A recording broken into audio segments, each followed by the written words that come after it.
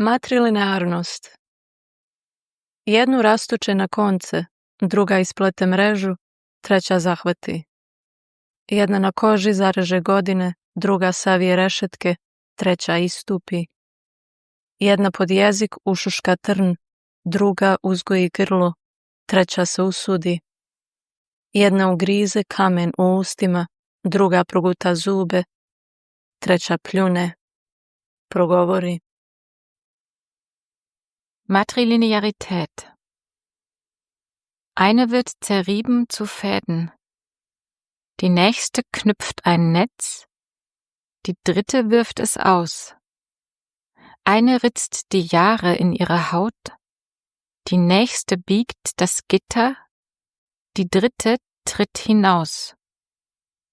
Eine bettet den Dorn unter der Zunge, die nächste hegt ihre Kehle, die dritte wagt es. Eine beißt auf den Stein in ihrem Mund, die nächste schluckt die Zähne hinunter, die dritte spuckt aus, spricht. Literaturpalast Audiospur. Geschichten aus Südosteuropa. Präsentiert von Traduki.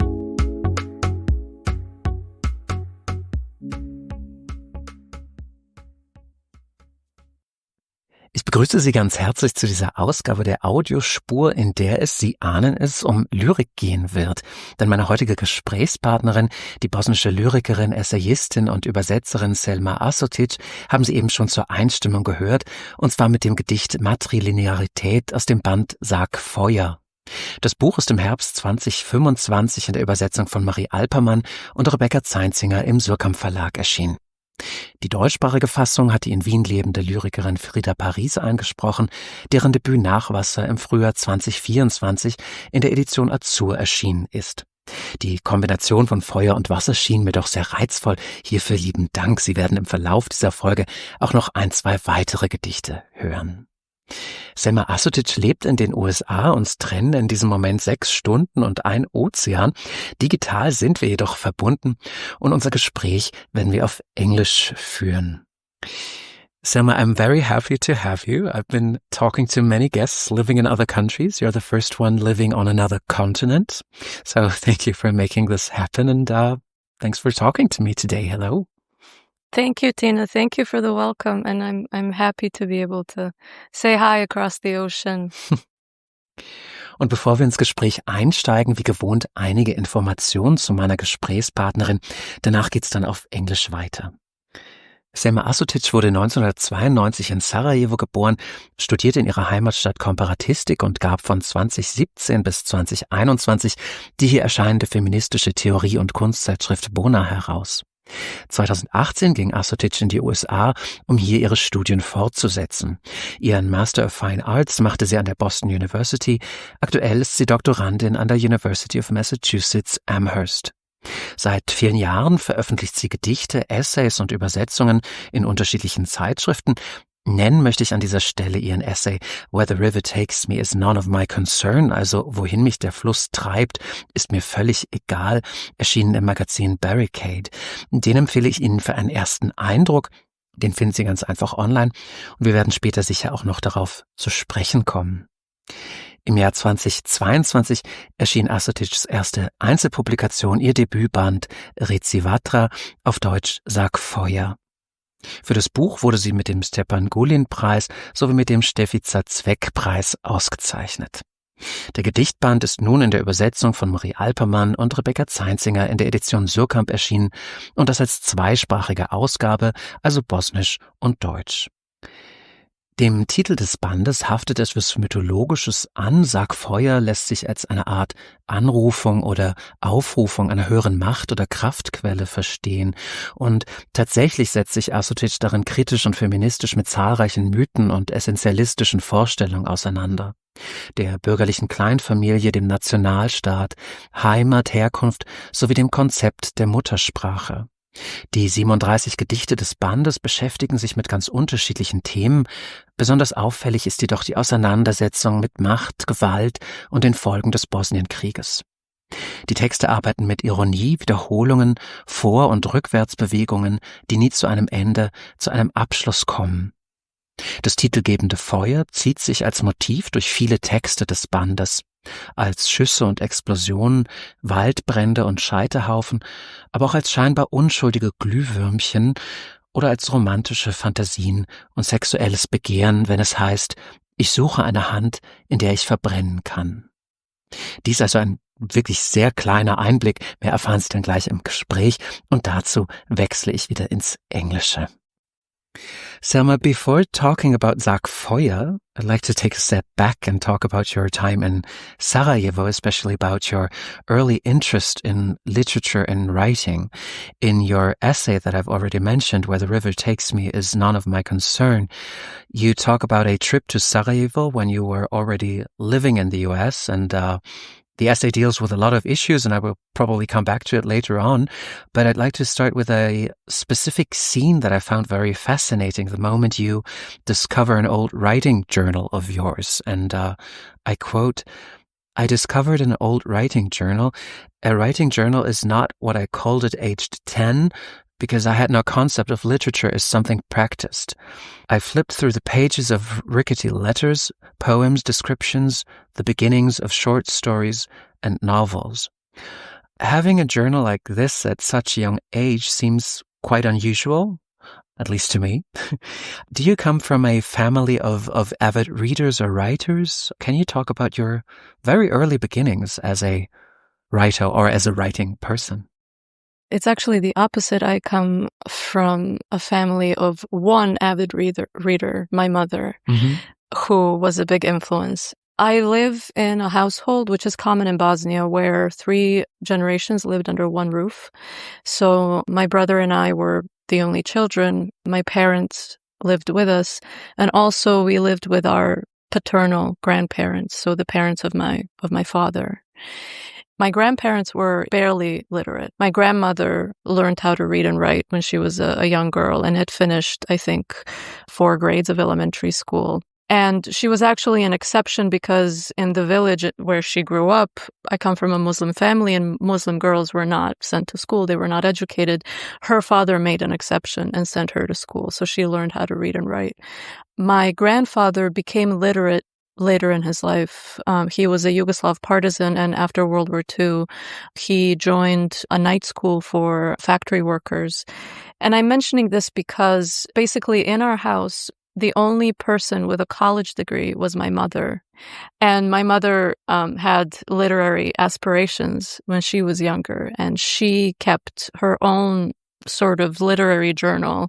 Journal is probably not a good word for it, but she had this little book where, as a young girl, she would cut out poems from magazines and put them there, or she would handwrite her favorite poems or her own poems. And actually, that's the first quote-unquote book that I read in my life. And that was my first, moment of complete enchantment. But I'm mentioning my grandmother and my grandfather because even though they were, not literary inclined, there was so much singing and storytelling happening all the time in our house, which is not rare in Bosnia or in the Balkans in general. It's a culture that's steeped in song and storytelling. But when I was a kid, I would constantly be hearing my grandfather would be reading from the Quran. And he had this beautiful voice, and the melody in Arabic, it's called a mekam. The way that he read was really beautiful. And then my grandmother would sometimes start telling us stories, myths and legends, or she would on occasion start singing these epic poems that from the oral tradition that she had learned as a child. And then in the evening, my mother would read to me and my brother at night to read us to sleep. So I sort of grew up in this environment that was full of melody and song. I wanted to write even before I knew how to write. I was just, imitating the shape of the letters, and I was desperate to start writing. But when I learned how to read and when I fell in love with poetry, what I was looking for in poetry was the melody, not the meaning. I didn't care about the meaning. in my house, we had a very small library that my mother had brought into the house when she married my father. It was a few dozen books, but it was a very eclectic collection where you'd have anything from William Wordsworth to like Pablo Neruda, and then the Yugoslav poets and writers. And so when I was 9 or 10, I would read Pablo Neruda, and of course I didn't understand Pablo Neruda. I didn't understand this love poetry, right? But I didn't care, because for me, what I was really responding to and what I was looking for is just the melody. Later on, as I finally developed a consciousness of literature as something practiced, I then became preoccupied with other things. But in my development as a poet, I actually realized that my initial instinct was the right one, because poetry is music, it is melody. And so that's really the very beginning. And so I was exposed to literature in its various shapes and forms very early on. And then when I was a kid, I just spent so many hours just reading and writing. As soon as I could. I think I learned how to read at the age of, even before I started going to school. I was just, left to my own devices and also left to my own imagination. And I think that sort of strengthened this impulse in me to activate my imagination and to build worlds and inhabit them. So I would say that those early experiences were very formative. And speaking of a concept of literature as something practiced, this developed because you just continued on reading and writing, or when you started, I don't know, working on your poetry or having readings or publishing your first poems? How did that develop when you were younger? When it comes to publishing, I'm a very late bloomer. Nothing in my literary career happened the way I expected it, imagined it. Everything took much longer and happened much later. So, and I've always struggled with publishing, with publication. As for writing, I remember being 9 years old, writing my first poem and telling my parents, I'm going to be a writer, I'm going to be a poet. And I was 9. And since then, that hasn't changed. That's the only certainty in my life. I always knew that I was going to be a poet. I started writing as soon as I learned how to write. And so from the age of 8, I think 9 was when I wrote my first poem. But before then, I tried writing like little fairy tales or these little stories or whatnot.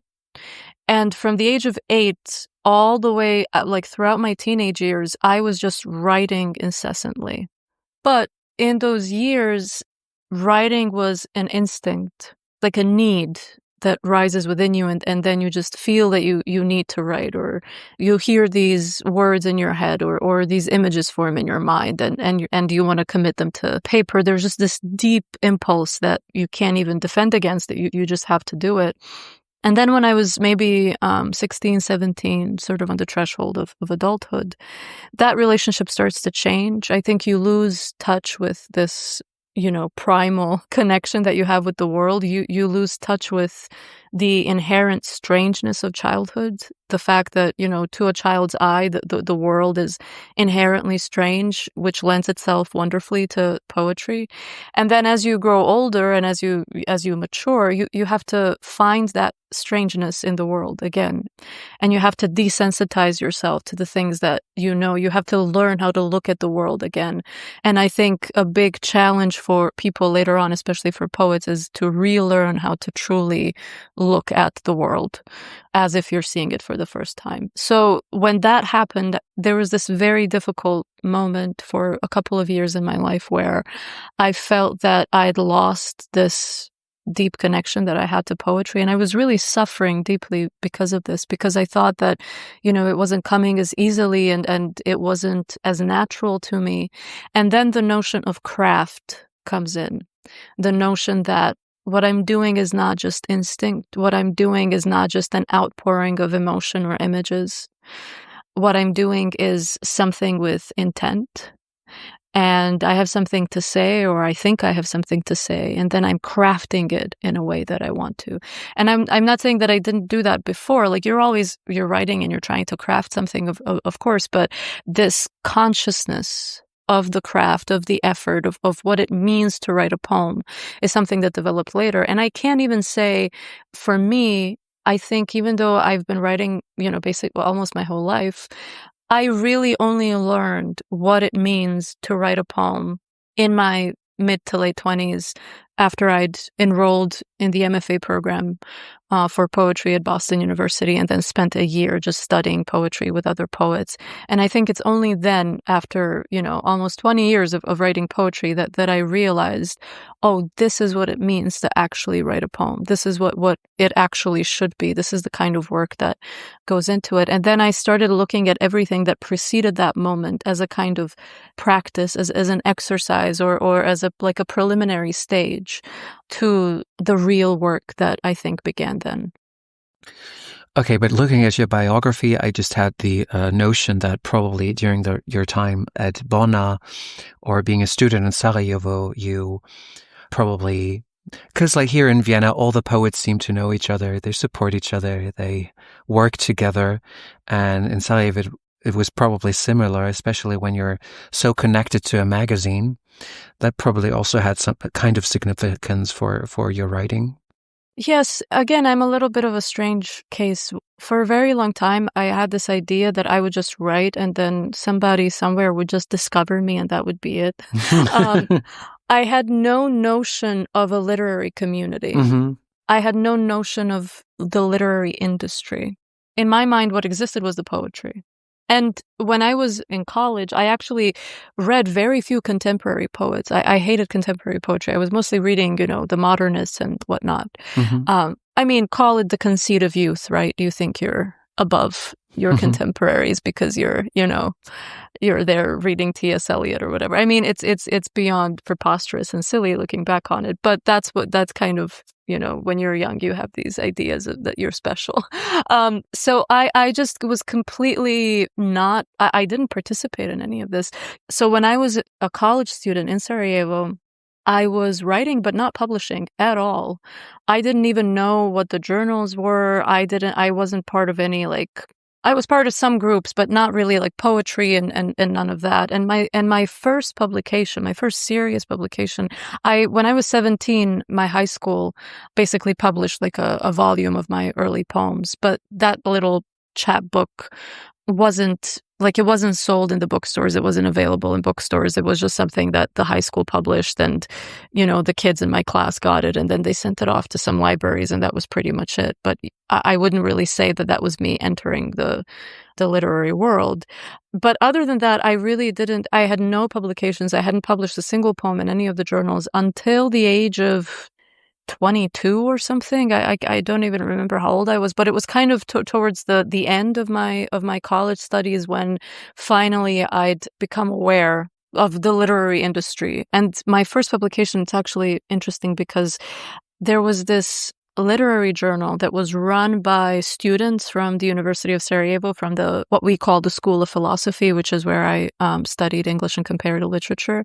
It's called SIC, and they were notorious because it was a group of students at the university that basically just went to town, just ripping the entire literary establishment to shreds. They were very contrarian, and they would write these scorching reviews and excoriating essays, just criticizing mercilessly all of the holy cows of the intellectual and literary establishment. And the biggest poets were just completely destroyed by these, young college students.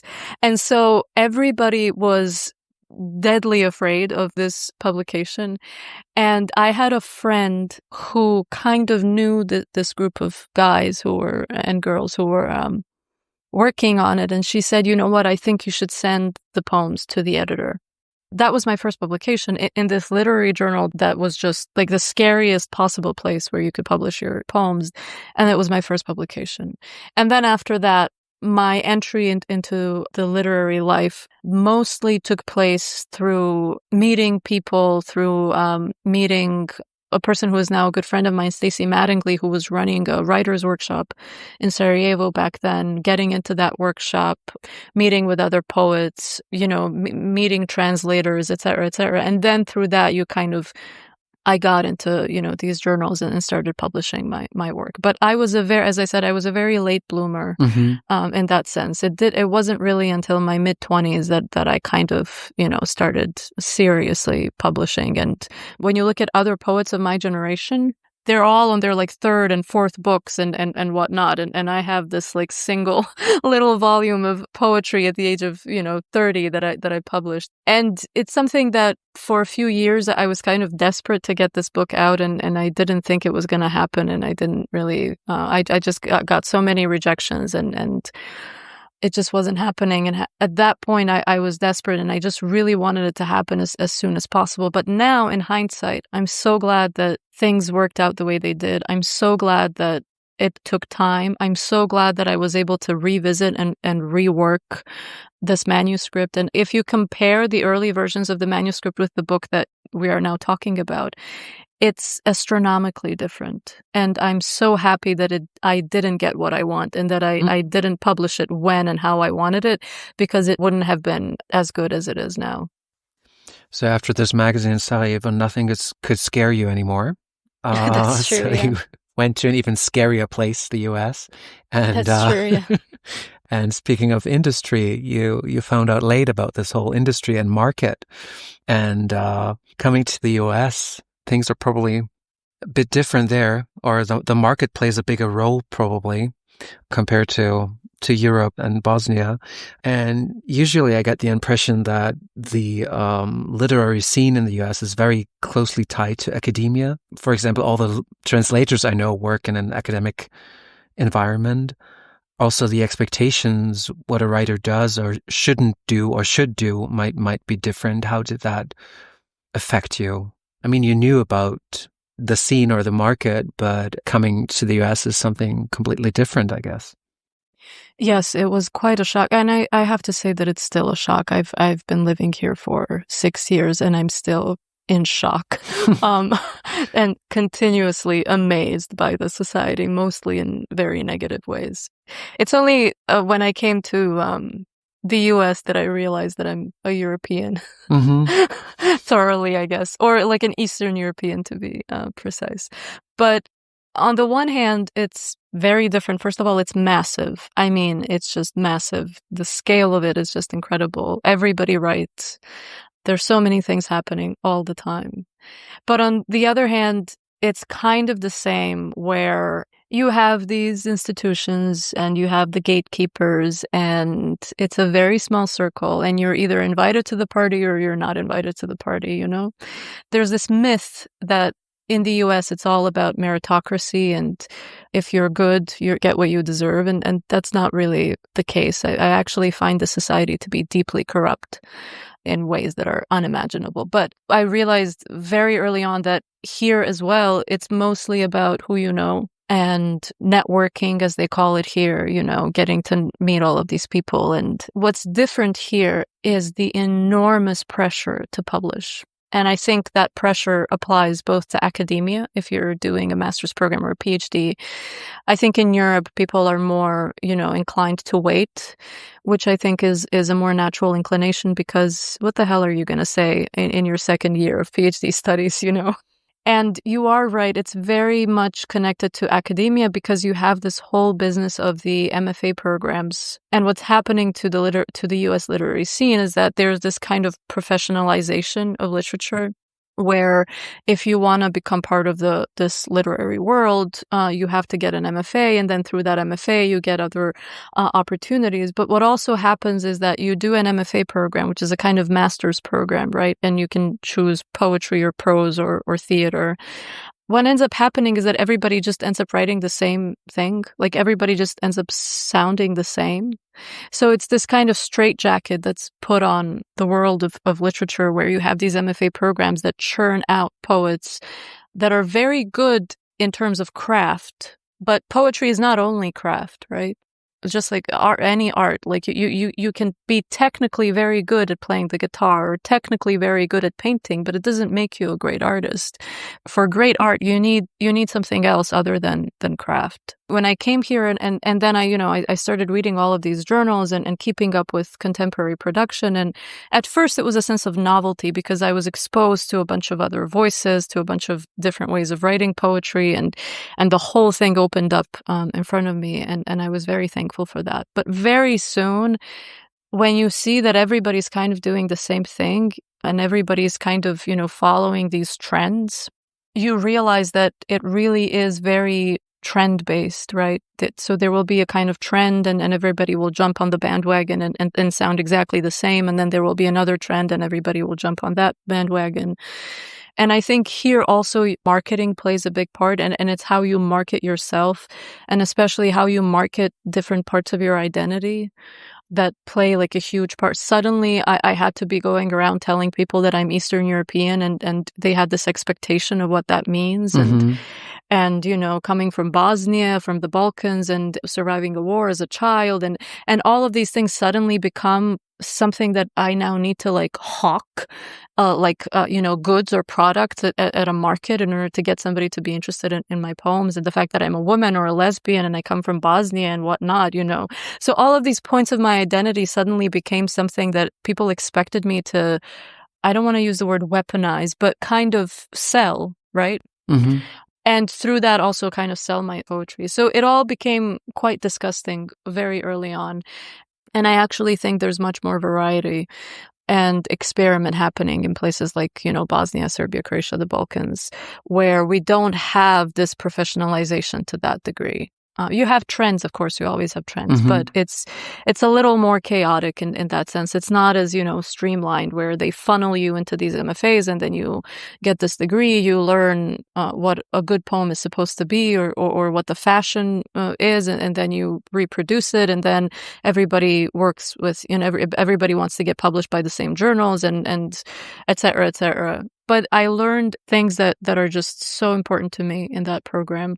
So I'm not, trying to be hypercritical. I know that there are some negative sides to it, but for me, really, it was transformative. But yeah, the literary scene in the US is very difficult. And I think this pressure to publish at one point was so debilitating for me and so paralyzing that at one point I stopped writing. I even stopped reading. Like I developed such an anxiety that I couldn't even read. So for a few months, I stopped reading, I stopped writing, and then it coincided with the pandemic. And then I went back home to Sarajevo after a very long time and sort of started writing again there. Talking about writing here and there in the US and in Bosnia, you also, when you were moving to the US, you also started writing in English, maybe even did so before, because as you said, you studied English as well. But you suddenly had to, you even had to, because of these programs, write in English. How did this affect your writing? Also, your writing in Bosnian, because I think now you write in both languages, and I imagine you deciding what language to pick, and maybe you don't even pick just one, but write in the two languages. How does living in this English-speaking environment, how does it affect, or did it affect, the writing? Mm-hmm. So I started learning English very young. In Bosnia, we start learning English as a second language, mm-hmm. And then German also a little later. But English it's very early. I was very comfortable in the language, and in Sarajevo, I was working as a translator and an interpreter, and working with Bosnian, Croatian, Serbian, and English. But I had never written poetry in English before then. I'd read poetry in English, but I'd never written it. And the first time I tried writing poetry in English was when I was compiling my application for these MFA programs in the US, and I needed to submit a sample. So I needed, 10 to 15 pages of writing to send as a sample to these committees. And so that was the first time when I started experimenting with writing in English as a second language. And at first it was very strange, very uncomfortable. I didn't really have a clear idea or like a clear sense of what I was doing. I didn't really feel that I was I think when you're writing, and even when you're reading, which is why reading is also such a unique, wonderful experience, and why so many people identify themselves as readers. Because I think when you're reading, you get in, even if you don't write, I think this is a familiar state, that like you get into this state where you feel like you're inside the text in a way that's like, you know, you're sort of completely submerged in this thing, and you kind of feel it all around you and in you. And when I'm writing, I get into this like state of mind where you start writing, and at first you might be struggling, and then at some point you kind of feel that you're inside the text, like you kind of feel that you have it, and then it becomes a completely different prospect. And when I started writing in English, I just didn't have this feeling. I felt so removed from the text. I just felt that it was this external thing, something outside of me that I was working on, and not something coming from inside of me. And when I moved to the US, and now I had to, as you said, I had to write in English. Initially, I really, really struggled with this. I really struggled kind of entering these poems. And then, as I wrote in the essay that you mentioned, where the river takes me is none of my concern, I then started to kind of take this distance, maybe like a blessing, and started to lean into it, because then it opened up like a new way of, that distance opened up some new things in me and gave me some other images and points of view.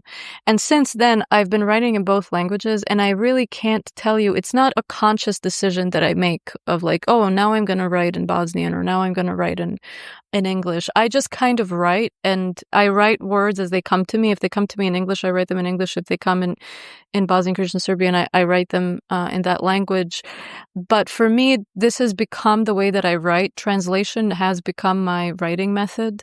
And I was recently asked about the English version of the book. Somebody asked me about, the translation. And I had to explain to people that, so this book, Sag Feuer, it exists in Bosnian, German, English, Macedonian for now. But in every form it exists, it's a translation. This book doesn't have an original version. It only has a version that was published first, and then the version that was published second, and then the version that was published third. But that doesn't mean that, for example, the English version is a translation of the Bosnian, because a lot of the poems in the Bosnian version are actually translations of the English, because I wrote them originally in English. And then it also contains poems that I originally wrote in Bosnian and then translated it into English. And then, the German translation is basically a translation of a translation, really. Translation is just part of the fabric of the work. It's not a process that happens subsequently or that comes after I write the original. And in my case, there really is no original. I'm constantly sort of going back and forth between the two. That's what I also wanted to ask, because I saw online that the English version just came out basically in October, I think. Right? Am I correct? Yes, yeah. And it doesn't give you the name of a translator. So I wanted to ask you if you did it yourself, but now you explained how this happened. Yeah. So we should talk about the German version of your poetry collection. And I think before we do so, we should and want to listen to another poem from your book. Let's hear Niemand schreibt nach Hause, No One Writes Home. This is, maybe you can explain also, because there are, I think, 4 poems in your book with this specific title. And this is the 4th and last one. So it's kind of like a circle. Mm-hmm. I'm just going to make a little digression, but I will come back to your question. I mentioned before that it was only really in my mid to late 20s and after I'd been through this MFA program that I learned what it means to write a poem. And I also learned working on this book what it means to write a book of poetry. And a big part of writing, not a poem, but a book of poetry, is figuring out how to turn your weaknesses into your strengths. And if I had any advice for any writer or artist out there, that's what I would advise them. Figure out how to turn your weakness into your point of strength. What happened with this manuscript is that I printed out all of these poems. I laid them out on the floor. I was going through them and I was trying to identify these common gestures that I have and things that, make up my writing style that maybe I wasn't particularly happy with. And the first thing that became evident is that I tend to repeat myself a lot. my first impulse was cut out the repetitions, cut them out, replace them with something else. And the more I tried to do that, it wasn't really working. And then I realized, well, wait a minute. If these poems individually and as a whole are constantly repeating things, maybe that's what this book is actually about. Maybe this book is actually about obsessive repetition. And so instead of trying to cut out what I thought was a weakness, I decided to sort of flip it and turn it into a structural element, a foundational element of the book. So I then basically structured the book as constant repetition, obsessive repetition. And these 4 poems, No One Writes Home, are placed in the book so that they kind of act as markers or very subtle dividers between sections, but they also propel the narrative forward. I'm using the word narrative here because there is a kind of narrative thread in the book. It's a story of like a poetic subject, of a poetic persona and her coming of age and coming to accept a lot of things about herself and her history, both a personal history and the history of the place where she comes from. We write to find out something, to find out what it is that we know or don't know. So it's not about me saying what I already know. It's about me finding something out, me learning something. And I have this now thought in my mind that if you sit down to write and you have an idea in your mind or like a clear intent and you sit down with something to say, if you write a poem and that intent hasn't changed, nothing has moved in between, I think your writing process has failed. I don't think you have actually honored what the creative process could and should be. If you are the same poet, and if this idea is the same from inception to end, and nothing in the writing process has caused you to change or question or whatever, nothing has evolved, I don't think you were writing, I think you were transcribing.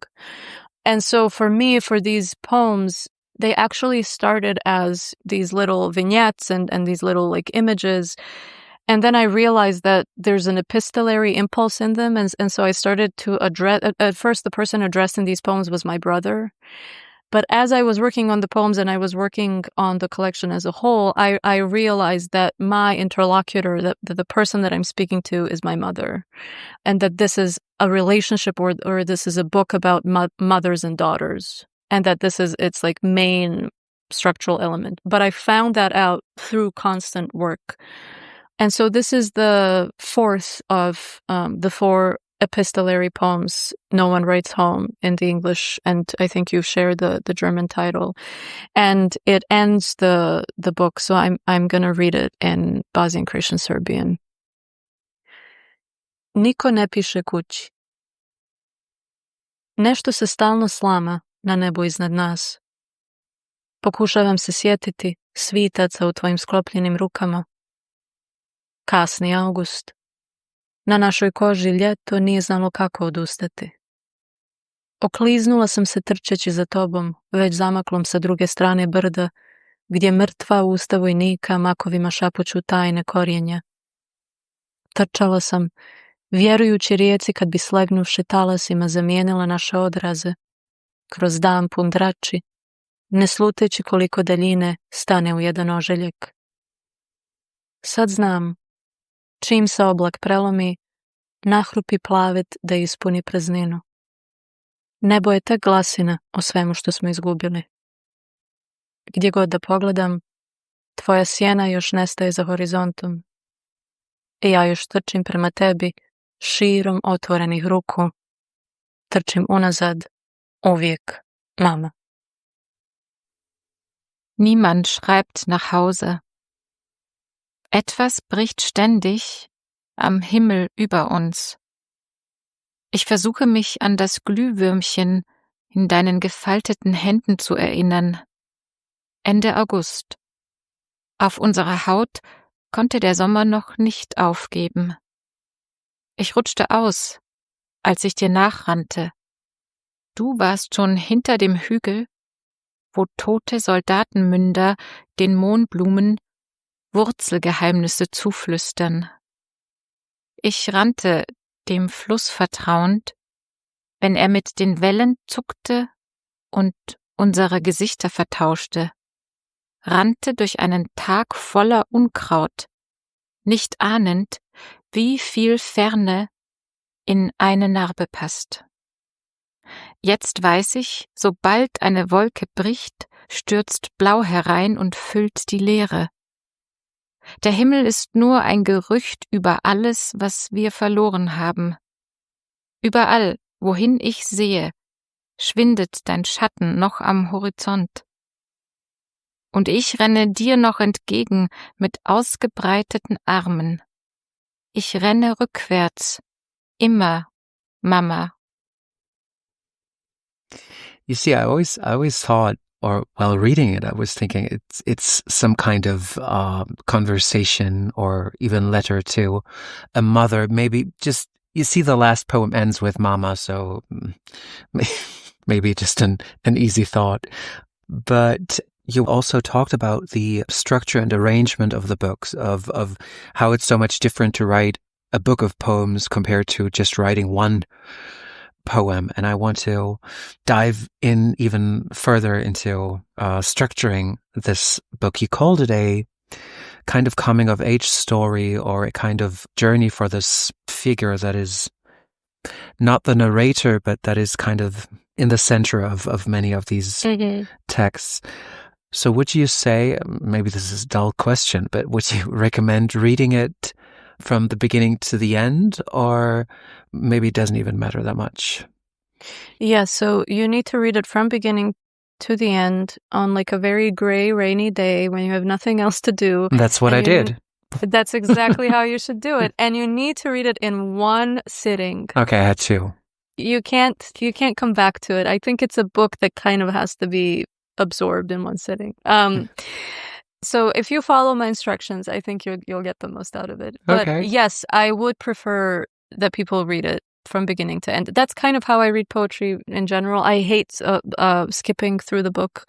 But for sure, yeah, because there is this kind of arc or development, and it's subtle. I'm not saying that it's overt, but it's definitely there, and you have the book has different parts and different preoccupations, different themes, and then you have these 4 poems that serve as, these little markers that kind of split the book into different sections. And then there's this little prose piece there as well. And I don't know if the German edition, in the German edition, it's this little text about my uncle. In the Serbian edition, we broke it up into several pieces. And in the Bosnian edition, it was published as just one piece.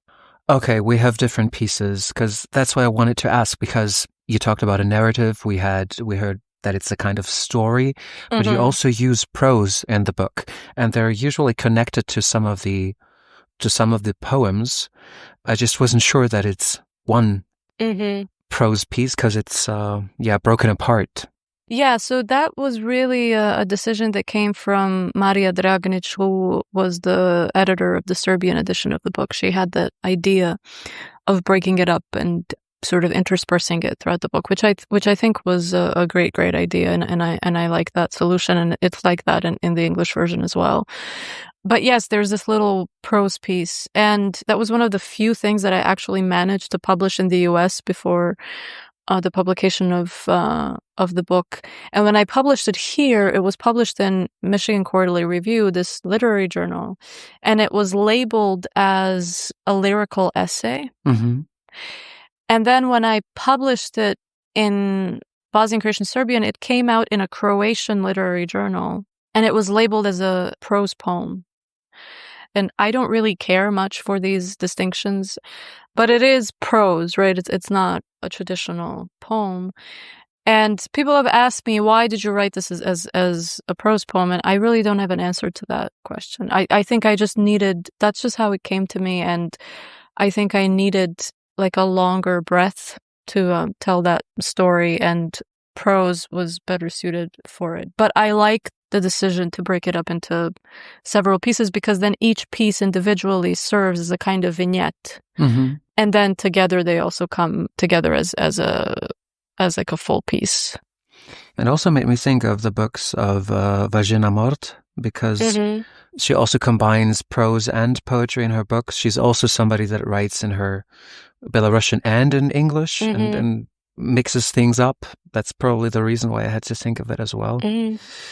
And yeah, so I'm not going to ask you why you wrote it in prose, but I will ask you about this sentence that is gets repeated. So war es nicht. That's not how it was. That's you find the sentence a couple of times, and I was just wondering why the sentence comes up, because it's kind of it gives you the idea of history or memory as something that is not written in stone or not irrevocable. Is that a word? I think. Yeah. No, I think you're right. It's about history for sure, and who gets to tell it and from what point of view it's told, which is what the book is concerned with to a great degree. On a more personal level, it's about my uncle and this family tragedy. It's a spoiler alert, but it's about my uncle who committed suicide. And yeah, when I started writing that text, the beginning of it, the start of it, came into my mind, and these images. And when I wrote those images, I thought to myself, you're not actually describing the event. You're not actually saying what happened. And so I just wrote that. I was kind of thinking out loud to a degree. And so I just wrote, like, that's not how it happened. And I was like, okay, I'm going to try again. And so the text is really me thinking out loud to myself, this is inadequate. That's not how it happened. But the reason why it stayed in the text is that this refrain, that's not how it happened, I think also serves as a reminder that there is a kind of deep solitude, I think, in every human being, like a core within us that is untouchable or unreachable to anybody else but us. And I think the reason why I started writing poetry when I was very young is because as a child, I had this deep feeling of my own solitude, which to me was a beautiful thing. I wasn't sad about it. I thought it was a wonderful thing. But I also had this acute sense that between me and other people in the world, there was this chasm that could not be bridged. And so I started writing poetry in a kind of desperate attempt to bridge this gap and to say what is inherently unutterable. And I think that it's like an itch that you can't scratch, this sort of desperate attempt at communication, at sort of establishing a connection between two human beings. And when my uncle committed suicide, there were so many explanations for why he did it. He did it in public on the street. And so, the media jumped on it and they wrote about it in a very sensationalist way. And the fact that he was an army veteran, he had participated in the Bosnian War, that became a thing that, they repeated in these news articles. And so suddenly, and then people would comment, because this was published online. And then suddenly everybody had a story and a version of events. And looking at all of these versions, I kind of felt that we can hypothesize all we want and can create all kinds of narratives, but it doesn't really do justice to this human being who carried something within himself that only he knew. So I think this refrain, that's not how it happened, also became a way to honor this person and also to sort of wrest his death away from all of these narratives. I felt that it was a way of kind of honoring his privacy and the fact that, he died in a very public way, and death is a very intimate thing. And I wanted to return that intimacy and maybe a sense of sacredness to this moment that I felt was, because it was public, it was also kind of devalued and made trivial by everybody chiming in with their own interpretations and their own reactions to it. I wanted to ask about the importance of war, especially of the Bosnian War, in your poetry, but maybe you even answered the question already, talking about the uncle, because what you make clear throughout the book, also the sentence, it never stops, es hört nie auf, that the war touches on every aspect of life, the political, the private, the social life, and you can find it basically in most of the poems of your book, probably. I can't really make a question out of this. But I think I know what you mean. And Yeah. I've mentioned this many times before that I really never envisioned war becoming a theme in my poetry. And I never wrote about the war. You know, I mentioned that I've been writing since I was 9, and I spent my teenage years, my whole young adulthood just writing incessantly. Never did the war come up as a topic, right? And so I just thought, this is not my topic. This is a topic of people who participated in the war or people who remembered it. I was an infant, a toddler. It doesn't affect me. I don't even remember it. I mean, I remember a few things. But then the older I got, the more I thought about it. And I've spoken about this with my friends who are the same age as I am. You know, we are all the same generation. And now most of us are in the age that our parents were in when the war started. And I think there's something about when you get into your late 20s and when you turn 30 and when you realize that oh, my mother was 30 and had 2 kids when the war started. Suddenly you can see yourself in that situation. And something that as a child you kind of just took as, it was just my life, my experience, we grew up surrounded by minefields, and it was just my childhood. You don't think that it's strange, or you don't have a sense of it being particularly extreme or strange. And it's only when you I remember the first time I went to Germany, I went to this, a little writing camp near Berlin, and there were people from all over Europe there, and we were all hanging out and talking. And I remember my friend and I, the people would ask us questions about Bosnia, or they would ask us questions about Sarajevo and our childhood. And then we started to speak and talk about our experiences. And then there's always this moment in a conversation with somebody outside of the Balkans where you're talking about your life. Of course, you start mentioning things, from your childhood. And then there's this moment where you see on the face of the person that you're talking to, this sudden moment where they there's something in their face, like a reaction that makes you realize that what you're saying is completely insane. And it's only then that you realize that it is insane, right? Not everybody grew up riding their bicycles through minefields. It's not a common human experience. Talking to somebody from, Western Europe or the US or wherever, from parts of the world that thankfully have been spared these experiences, there's this moment that it's only through their reaction that you realize that you probably sound like a crazy person. And that's also how you feel. You feel kind of like a crazy person talking about something that they can't even imagine. And then when it happens often enough, you actually start to revisit some of your memories and some things. And I don't even know how and why I started writing about the war. I think when I came to the US and I was in this MFA program, and it was a personal thing. I started writing about my father. And I think I started writing about the war because I realized that I could no longer avoid this topic, because I realized that it is my topic and it does affect me. It actually affects so many things in my life. It affected my anxiety. It affected my panic attacks. It affected my relationship to food. It affected, some of my coping mechanisms. It affected some of my fears. It affected everything. And it also affected members of my family. It also affected our lives in just very deep ways.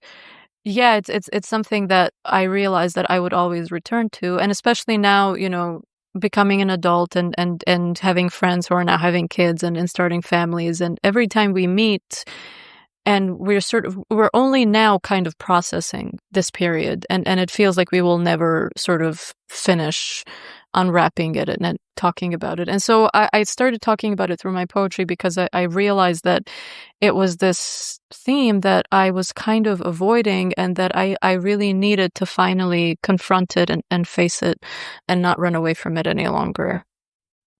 We have to come to an end, and I wanted to ask you one last question. If this question doesn't work out, I will ask you a different question, because maybe I'm on the complete wrong path.